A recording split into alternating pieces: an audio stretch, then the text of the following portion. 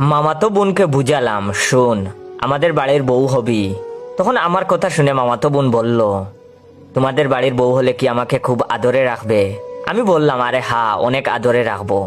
কোনো কাজ করতে হবে না, অনেক সুখে থাকবে, পায়ের উপরে পা তুলে খাবে, বিয়ের পর অনেক জায়গায় ঘুরতে যাবে, সোনা দানা টাকা পয়সা পাবে, কোনো কিছুরই অভাব হবে না।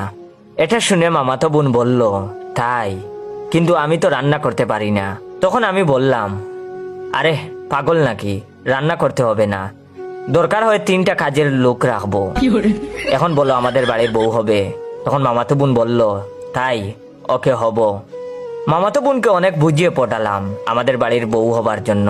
কিছুদিন পর মামাতো বোন ঠিকই আমাদের বাড়ির বউ হলো, কিন্তু সেটা আমার না, আমার ছোট ভাইয়ের বউ।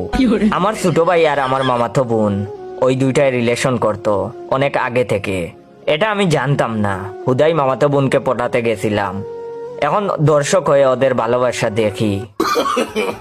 No, no, no, no.